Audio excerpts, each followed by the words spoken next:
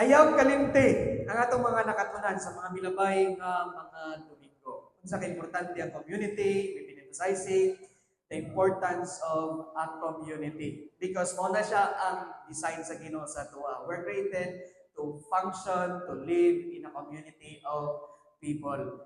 Okay. Kung dili ta mo, mahimo, we will not engage or we're not going to be part of a community. Consequences will follow, will suffer. Kaya dili na siya mo design sa Ginoo. The original purpose of God, why has created us to be part of a community, because God Himself is a community, right? We have to reflect His image, especially kita ng mga Kristohanon.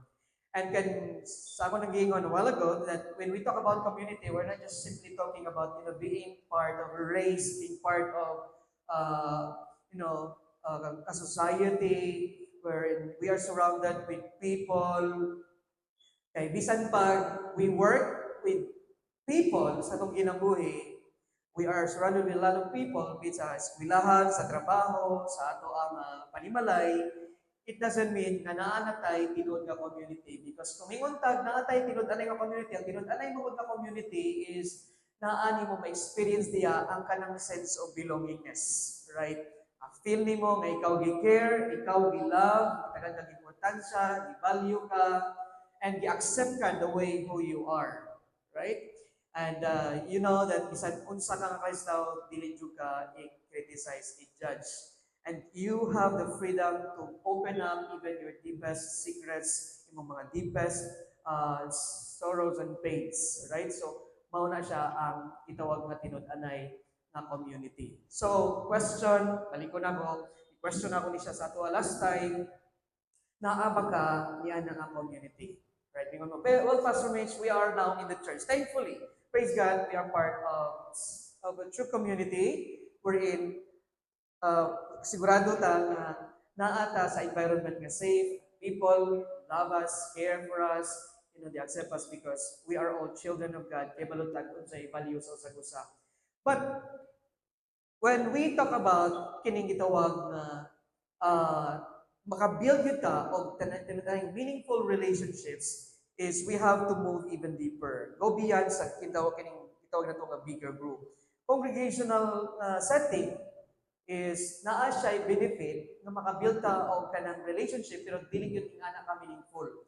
So nga to agyod nga gina-aim ani is that maka-create og mga small group communities. We are looking forward to that na mahimo na siya nga culture sa church, kay kung naatay small groups sa church, diri na to ma-realize kini gitawag nga building intimate relationships. Okay?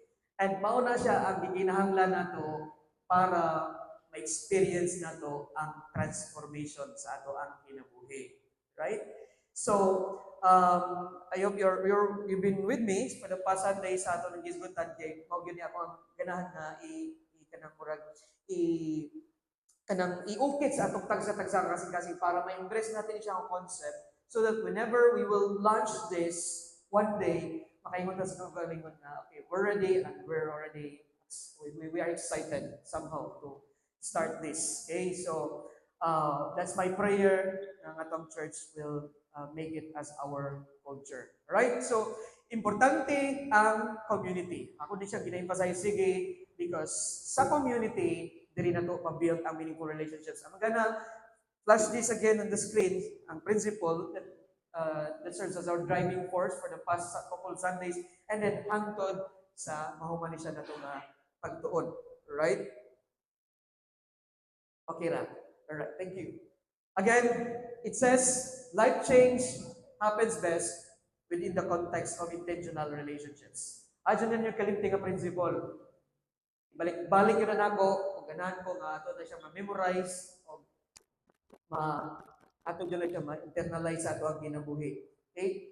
Ganahan ta og intentional relationships, which is mo i-desire sa Ginoo sa tuwa, then we will pursue small group communities sa church. Because diha sa small groups, diha ta makabuild og intimate relationship, and therefore life change will take place. Because kung naman kita sa small group, ang mga tao nga imong kuyog is mahimo nimo nga mga accountability persons. They are there to correct you, to rebuke you, to encourage you, to challenge you, and kung naatay mga makatunan ng mga prinsipyo sa pulong sa Ginoo, even after the service, these people will remind us, will encourage us, will challenge us to apply this principle. Whereas kung wala tayong small group communities, bisan pag nakatuon ta sa pulong sa Ginoo, be it in the church setting or sa ato ang personal na devotion, wala manggoy mo ingon sa ato ang by the way na apply na ba to ni mga principle. Lose na kayo ang atong commitment. And so dili kayo ta ing ana ka patawag na to discipline or tight when it comes to applying the biblical principles. Whereas kung natin sa community, they will tell us, hey, how are you this week? Have you been reading your Bible? How about the principle that we have learned the past Sunday? I-apply ba ito nimo or whatever? So kung napo tayo mga nahimo nga mga diling maayo sa itong kinabuhi, napod sila mo correct sa itong bandong because natay relationship. Right?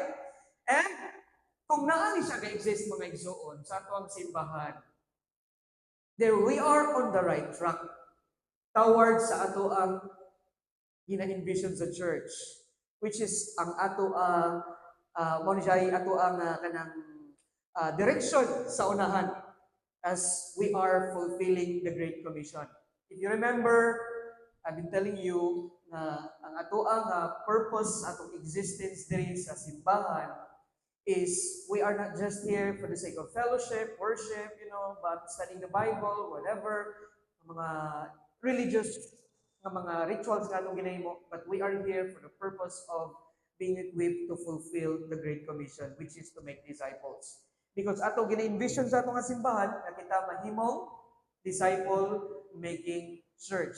So if katong principle nga kung gi-flash a while ago, which is life change happens best in the context of intentional relationships. Kung makita na nato sa atong simbahan because we're having small groups, we are connecting with people because naatay communities. So therefore, we are on the right track into becoming a disciple-making church. Okay?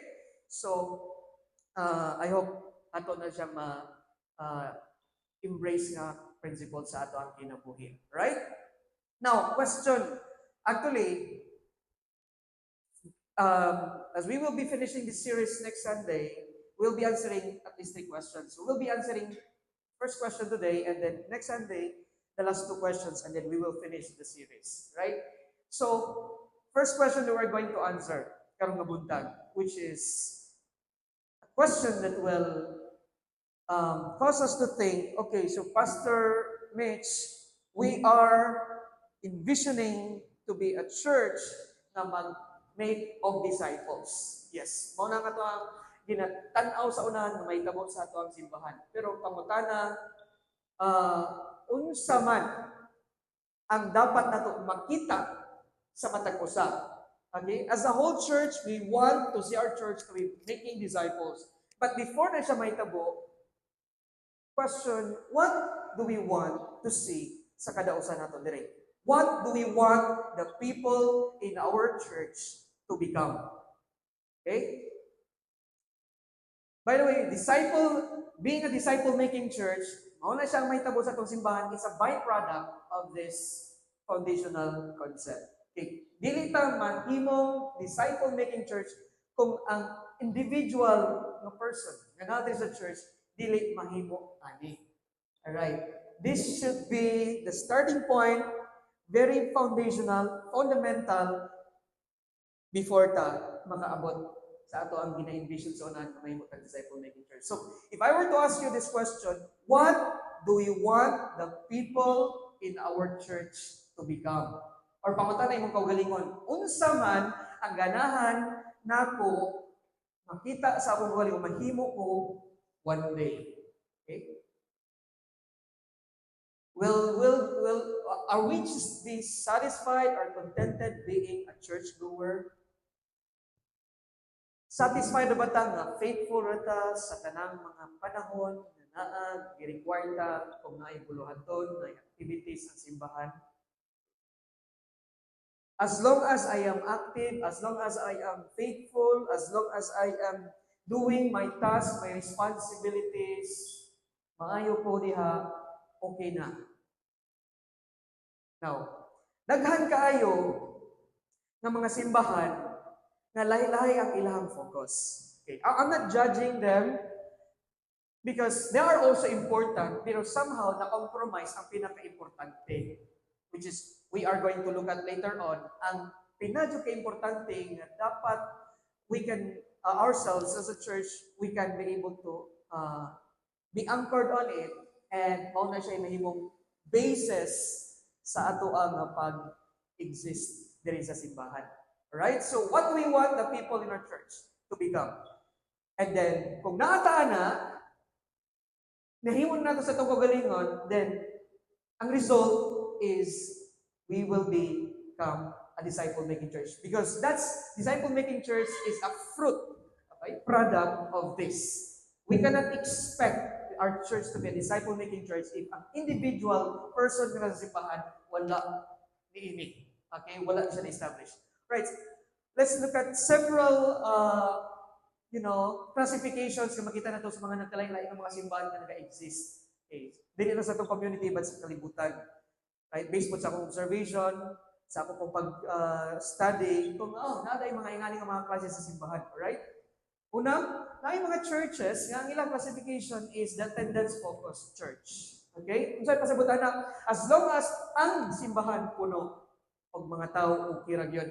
As long as walay bakante ang simbahan, walay bakante ang mga lingkuranan, we're fine. We're doing good, right? So they are directing their efforts, their attention, their energy, their resources sa pag, make it sure that every member kinahanglan present yun every Sunday. Alright? Dili lang gani Sunday, sa uban nilang mga activities. Right? So para nila okay na. Nakoy nga nga tendency. Kay, I've never so far experienced a full packed yun nga church nga kanang puno yun na simbahan. Kay nga service. Na ay mga Sundays kadaghan pero na dyan bakante. Alright, how I wish everyone is here. You know what? Ay mga Sundays nga, kini nga group present, pagkasunod Sunday, absent, kini na po present. Sunod Sunday, katulang po absent, present. Pagkasunod Sunday, kani sila present. Katulang po ito absent. Ano dyan? Wala dyan something at tanan na ata. Because I am tempted, to text or to say it in the group chat ka, can we all just be present on Sunday? Okay, kaya nga na-actually absent. Matimingan dyan nga kaning, pag-isabot yun. Kaya nga, ikaw sa isimba ka na, sunod Sunday ako na po. You know what? I have that inclination. I believe ay mga pastors nga kanang concern kung sa ilang plak. I have that. It's nothing wrong with that. Nga kanang concern ta nga nindot tanang mga membro sa simbahan, naagid kada Domingo para musimba ta. Kay we consider this as a necessity sa atong kinabuhi. Dili ni siya just any kanang murag part ra nga activity sa atong simbahan nga asa kinabuhi nga pwede na to nga ikaligtaan, i-drop na to, pwede ra pud nga musimba taron, pwede dili, sa Domingo, no. Okay? So, but dili na siya mo i-focus. Okay? I feel that sometimes, kung dili na ko makita nga, tanang church, puno, pero ginakwa ni may na akong gulingon nga, dili na mo imong focus. Okay? So, na yung mga churches nga na, lipay na kayo sila, basta puno, ang ilang simbahan kawas-awas. Daghang kayong mga galing na panimba. Alright? Ikaduha, na yung mga churches, they are classified as the skill-based church. Kung sa may pasabutan na skill-based church, ang ilahang focus is ang pag-develop sa skills sa ilahang mga members. Right? So that's why they are directing sa ilahang mga energies, sa ilang mga resources, sa pag-provide of training and development sa ilang mga members. Okay? So that's why ilang schedule puno kayo, conferences, seminars, trainings, whatever, because they want their members na mahimong expert sa mga nagkalahi-lahi ng mga skills para sa pagbuhat sa responsibilities or like mga ministries. Alright? For example, sa kids ministry, kinahanglan expert good ang Sunday school teacher, sa worship team, dapat expert good mo ang mag-play sa guitar, mag-play sa organ, mag-play sa bass, sa drums, ang mag-song lead, ang sa technology, sa computer, ingana ang ilaha. Okay? Na yung mga churches nga makita, wow, grabe, very sophisticated and very meticulous. Grabe, perfectionist, right? In every area. Because ang ilang focus is skill. Nothing wrong with that. Pero kung imuha, ang church is focused na sa provide ng mga opportunities para develop ang tanan ng mga skills, we have to remind ourselves na dili tanang mga areas sa simbahan equally important. Okay? Na-adjoy pinaka-importante, which is dapat dili na to kaligtaan. Okay? Otherwise, we compromise that what is the most important. Right? Sunod, na yung mga churches na ang ilahang focus is Bible knowledge. Right? I think, naka-encounter mo na nakasimba mo, mga simbahan na, oh, grabe ang wali. I mean, I appreciate those, churches, love those churches. Maminaw ka, sulit juga ayo ang pag-preach sa pulong sa Ginoo. I mean, ganahan ko nga na. Ganahan ko nga, I want even to be more equipped how to become a better preacher, communicator of God's word, verse by verse, grabe, murag yun, binagsag yun pag-explain ba ang kada word sa pulong sa Ginoo. Right? And so these people, these churches, they are focused on, teaching or maybe helping their members to become biblical literate. Isa sa Sunday school, mga bata, kinahanglan yun, educate sa pulong sa Ginoo, kanang thorough yun ang pagtudlo, ang music team, sa ushering, all aspects of all different aspects of the ministries of the church is dapat well taught by the Word of God, which is mao po na ako kaganahan. Actually, kinsa man nga kuno nga church, being Christian church, kadili ganan nga ilang mga miyembro mahimong biblical literate. I want every one of us to be taught well by the Word of God, right? Pero we need also to be reminded ourselves, okay, nga dili na siya maodyoy pinaka-importante. Okay? What I mean by that, because ang pulong sa Ginoo, though it is inspired, but not all na kita na sa pulong sa Ginoo, not even all books, stories in the Bible are equally important. Okay? Ano man na siya? For example, tanata mo illustration, right? Ang kabahin sa kaluwasan, if you are going to teach a 5-year-old child na si Jesus, or ang Ginoo, nag-create sa iya, God created him, and God sent His Son to die on the cross for sin, importante na sa iya. Okay? Foundational sa iya for her to experience transformation. Okay? Pero kung imo siyang tudluan, kabahin sa sala ni David, David's sin by committing adultery sa kay Bathsheba, and then dugangan pag yun mo nga direct sa Ginoo ang si Joshua, ang people of Israel, to kill the people in Ai. Do you think ang bata na, it's helpful for her to learn those things? No, they're not equally important. Dili siya appropriate sa anang edad kung kanay mo itudlo. Kabahin sa kaluwasan, okay. Pero kabahin na sa kabahin sa sala ni David, nakakommit sa adultery kay Bathsheba at 5 years old, tudloan mo siya na. God commanding His people to kill, their enemies. It's confusing para sa iya. Okay, so we have to understand na dili tanan nga mga stories or dili tanan nga mga tanan nga sulat sa Bible are equally important. They are inspired. Okay? So, Bible-based or Bible knowledge church, it's fine, but we don't have to really make it as our focus sa atong simbahan.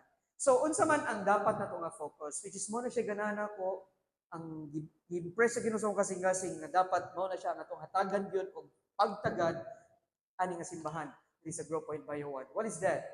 The faith and relationship based church. Okay? Faith and relationship based church. Unsa may pasabot niya na Pastor Mitch? Well, we need to understand nga ang Ginoo mas concern siya kayo nga ma-build ang ato nga faith diha sa iyaha aron ta mo grow sa ato nga relationship diha sa iyaha. Okay? So that's why I'm gonna tell us this important principle, which is actually our driving force starting karon nga Sunday and for the next Sunday nga ato ang it takes ato ang kasing-kasing. We want people at Grow Point Bayawan to be growing in their faith and relationship with Jesus Christ. Okay? Akong usbon ha, ang kabubuton gyud sa Ginoo sa tuwa is that kita nga mga Kristohanon, mahimo dili lang sa Grow Point Bayawan, kundi sa tanang mga Christian churches nga nag-claim na sila mga Kristohanon, is that mutubo ta sa ato ang pagsalig diya sa Ginoo sa ato ang relationship diya kaniya. Sometimes, if not often, we hear these two statements being interchanged. Okay, they are used interchangeably, referring to the same thing. Pakadungog ta nga, we have to grow in our faith in the Lord Jesus Christ. We have to grow in our relationship with Jesus Christ. So, but both are actually, ang gipasabot ano, parihara. Pero karon nga buntag, ganan ko mabutang og distinction. Naikalahian actually ang duha. Mingon ta, grow in your faith diha sa Ginoo and grow in your relationship diha sa Ginoo.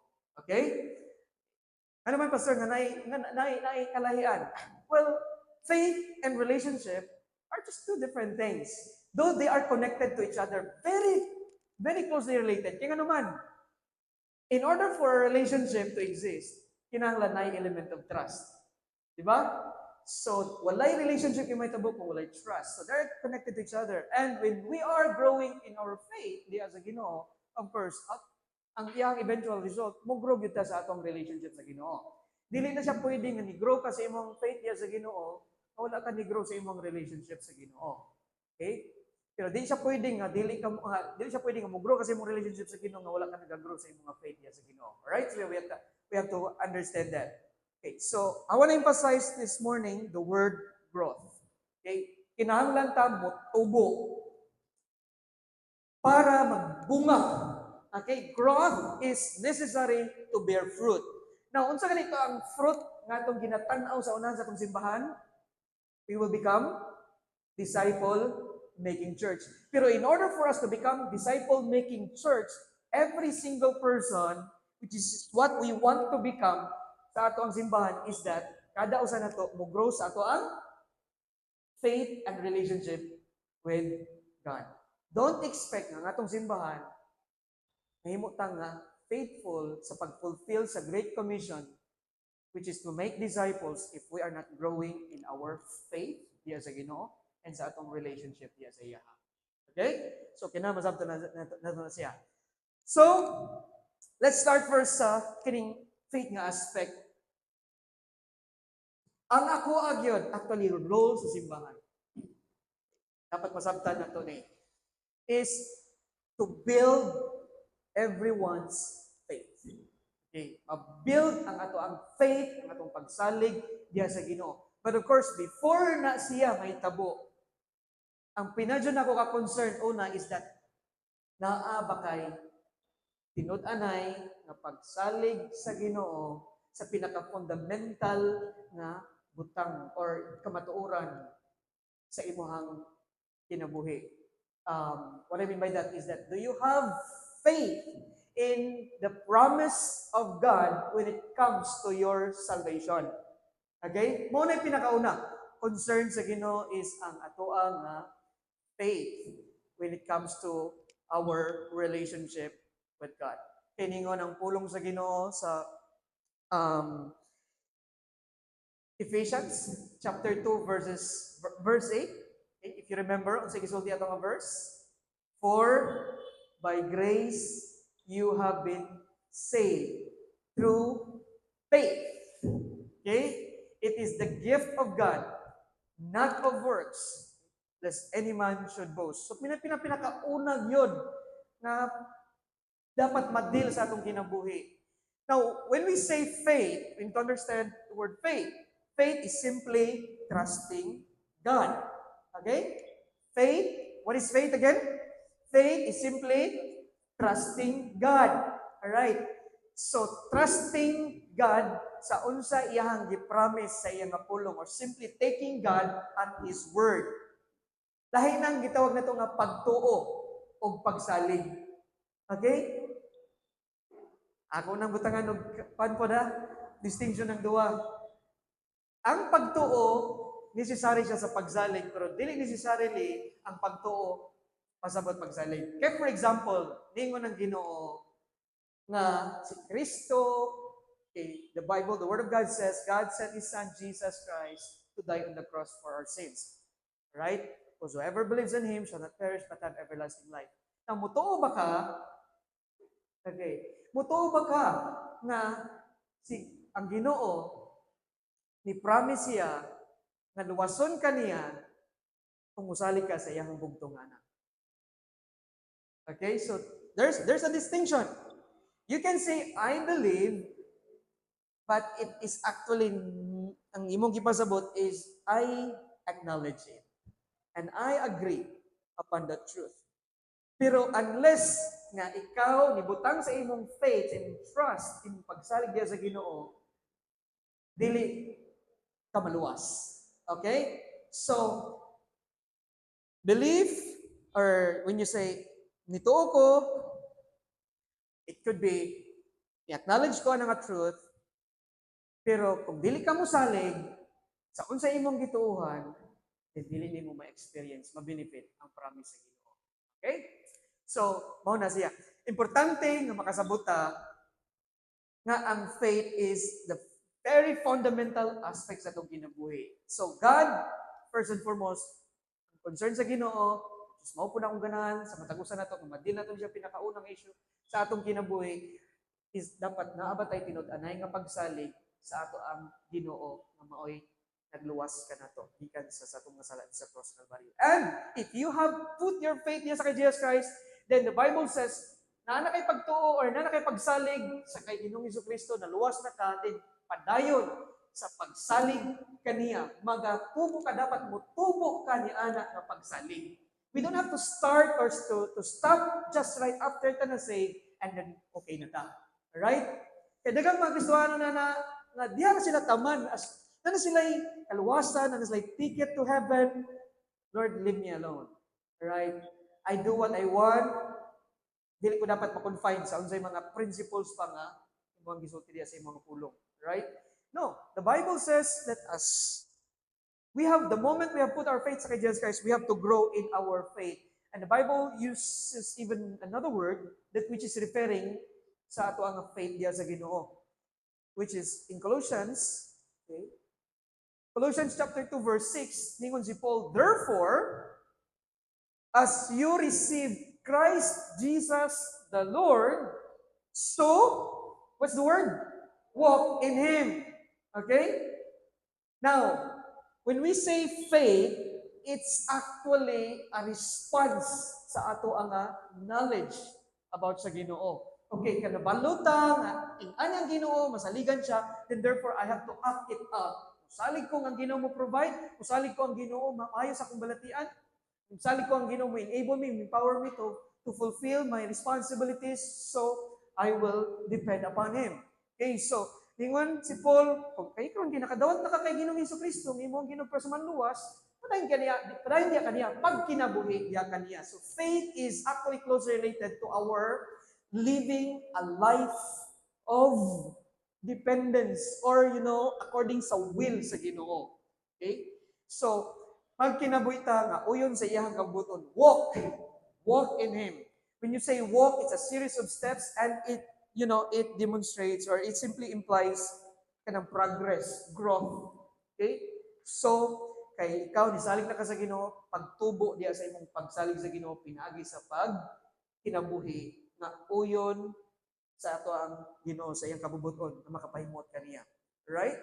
And the same word is used when it's with that Paul says when he says, the Bible tells us that we are to walk by faith and not by sight. Okay? In 2 Corinthians chapter 5 verse 7, ingon si Paul, for we walk by faith, not by sight. Kita ng mga tumuloon ni Kristo, mga Kristohanon, dapat magkinabuhi kita, dili yung nagadepende sa ato ang mga makita. Okay? So, some people, they live according to what they say or they respond sa ilahang pagkinabuhi sa kalibutan base sa ilang mga makita. Mubuan ako, mubuhat ako ana, mutake ko ana nga rest, kung klaro kayo, sure juga kayo, makita na ko nga na-adject positive nga result. Right? But faith is depending on the things that we do not see. Being convinced of the things, nag-promise sa Ginoo bisag wala nato nakita. That's basically ang pasabot sa puno sa Ginoo nga magsalig kita niya. So we walk by faith and not by sight. And we are commanded by God as Christians, as it is written, the Bible says in Romans 1:17, that the righteous shall live by faith. Okay? So kinabuhi kita na magpadayon sa pagsalig diya sa Ginoo. So magatubo gyud ta dapat sa ato ang faith. Brothers and sisters in Christ, it's so important sa ato ang kinabuhi nga magatubo ta sa atong pagsalig diya sa Ginoo kay kung wala tay, when we are on and off. By the way, living by faith should be on a daily basis. Actually, every breath that we take, sa tanan nga moments sa atong kinabuhi, actually, gikaman kita sa Ginoo nga magkinabuhi, nga magsalig, magdepende diya sa iya. Because the moment we draw ourselves away from trusting God, na ay dili may mga consequences.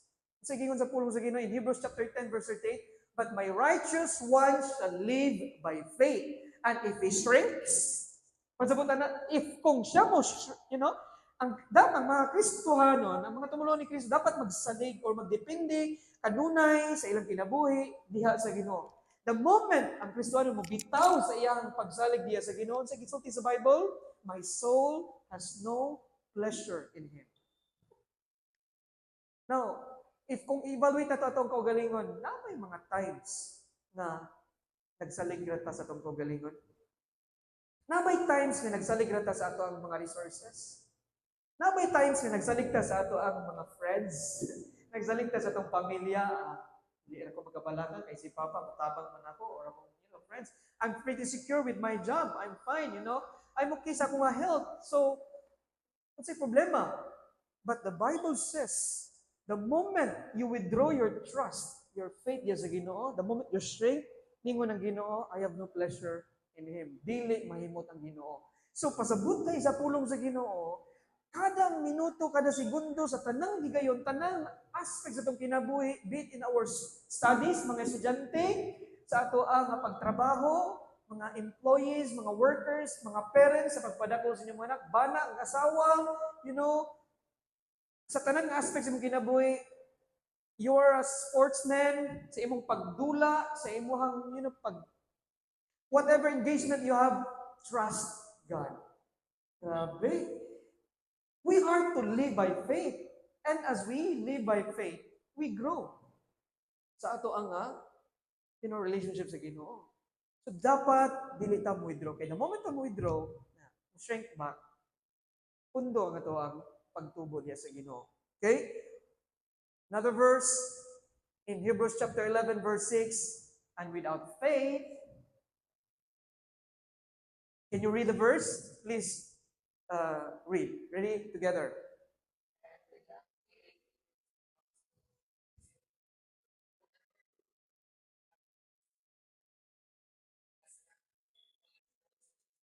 Yes. Kung wala kay pagsalig sa Ginoo, imposible daw nga magkapahimot ka sa Ginoo. And first, dili ta ganahan sa atong kinabuhi, dili mahimot ang Ginoo. Sa tanang aspects ng kinabuhi ginantang mahimot siya. And that's why we are to live by faith. And basic na practice or based the very fundamental parts of faith is even to believe that He exists. Okay? But it doesn't stop there. Now that God exists, we have to depend upon Him. That He is the source of our strength, source of wisdom, source of our provision. Siya ang dapat nato saligan sa tanan ng mga aspeto sa atong kinabuhi. Ang atong amahan, ganahan nga sa tanang aspect, magsalig ka niya. Okay? Pasabot niya na,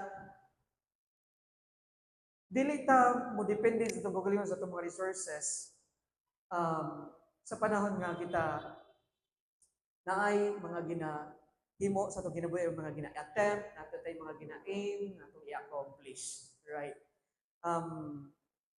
Walay gitawag nga kaning waning period or kanang paglutas sa mga Kristohanon panahon nga siya nahimong anak sa Ginoo. Sa biological parents nato, dili na siya pwede. Pag abot nimo ang certain period or certain edad, dapat lutas na ka, di na ka magsalig sa kuha. Pero ang sa atong Ginoo lagi, hangtod nga mamatay ka, padayon og salig nako because ako ang makatabang ra gyud sa tanan ng mga areas, aspects of ginabuhi. Right? But it doesn't mean we have to be passive. Okay? We have to depend upon God. Pasabutan na, depend upon God sa strength, wisdom, dili ta mag-worry sa atong kinabuhi sa tanan ng panahon. Right? So that is growing our faith sa Ginoo, which is a way actually our response sa ato ang na-learn about kinsa ang Ginoo. Now, as we are growing in our faith, the eventual result is we will grow in our relationship. And how do we know that we're growing in our relationship? Okay? Again, gibutangan na ko ni siya somehow distinction ang kining ato ang faith and ang atong relationship diya sa Ginoo. So una sa gihapon nga dapat nato isettle sa atong kagalingon is kining ato ang personal na relationship with God. And the way for us to start sa atong relationship sa Ginoo is that kung kita nakailang kinsa siya. And in John chapter 17 verse 3 it says, "And this is eternal life, that they know you, the only true God, and Jesus Christ whom you have sent." So this is the very starting point sa usa ka person para siya makaangkon og personal na relasyon sa Ginoo. Okay, the word "know" there is not referring to an intellectual knowledge. Itanong na ko na siya sa original nga language, in the original language niya sa Greek. Itawag niya nga the Greek translation of the Hebrew text, which is Septuagint, ang tawag nila na. Ang iyang pasabot niya is experiential knowledge, which speaks of a relationship actually. Dili siya pasabot ka kay nakaila ka sa Ginoo intellectually, paluwas ka. No. Have you experienced Him in your life? Okay, so knowledge is important, but it's not just the knowledge, intellectual knowledge ang atong gikinahanglan para maluwas, but kinahanglan ato siya ma-experience sa ato ang kinabuhi. And the Bible says, if you know Jesus Christ, that is eternal life. Okay? Now, knowing God or having an intimate relationship with God doesn't also stop there. Kinahanglan mo padayon ta sa pag-ila-ila kaniya experientially. Okay? How do we know that? We have to grow also in our knowledge, in our relationship diya sa Ginoo, and in order for us to grow in our relationship with God, we have to grow in our knowledge, okay? Which is experiential knowledge diya sa iya. Paul says in Philippians chapter 3 verse 10, ningon si Paul, you know what, kung siya akong mas priority sa akong kinabuhi, that I may know Him. That I may know Him. Same word, Greek word actually. Dili siya intellectual knowledge, but I want to know Him more, deep within my soul. Okay? That I may know Him and the power of His resurrection and may share His sufferings, becoming like Him in His death. You know, the word "know" there, igamit na siya sa different parts sa Bible na nag-refer or nag-describe o kanang sexual intimacy between husband and wife. Okay, so it speaks of intimate relationship with God. So how can we grow in our relationship with God? Know Him more, deeper sa imong kinabuhi. Dili lang diri, but kinahanglan ma-enjoy nimo ang imong relationship diya sa Ginoo. You delight in Him every day. That you want to spend time with Him. You want to talk to Him. Okay? Para na sa husband and wife, para mo grow ang ilahang nga relationship duwa. Dili lang ka ila-ilahang sa banag asawa unsay iyahang, bi- biological background, biography, uh, no. I know my wife more when I experience her. Okay? The more may magkuyog, the more may magistoryahanay, sige, spend time ko niya, the more ko nakaila, the more ni grow akong relationship sa iya. Okay? So, same thing.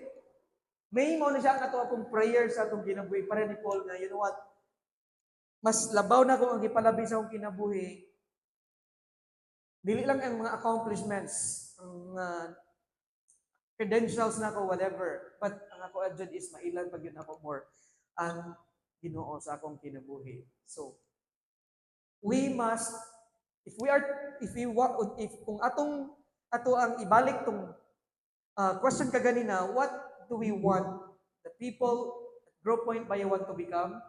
We want to be growing in our faith and our relationship with Jesus Christ. Okay? How can we grow sa atong faith diya sa Ginoo is dapat magkinabuhi ta. We have to walk with Him. Okay? Walk as we have trusted Christ as our Savior, we walk with Him. We walk continually siya. Padayon ta sa pagsalig, pagdepend sa iya ha, sa unsa man ang iyang giingon siya mapulong. Taking God at His word. Okay? And we need to grow in our relationship with God. And the way for us to grow in our relationship with God or with the Lord Jesus Christ is, basic na mga elements sa relationship. Okay? Communication, right? Spend time with God in His Word, in prayer. What else? Kinahanglan nga atong i-enjoy ang iyang presence sa atong kinabuhi. How can we enjoy God's presence? Dili lang sa atong personal quiet time. Spend time with God's people in His church. Going to church also builds your relationship with God. And exercising sa ato ang mga gihatag sa Ginoo nga mga gifts so we can be able to be useful sa iyang kingdom, sa iyang body.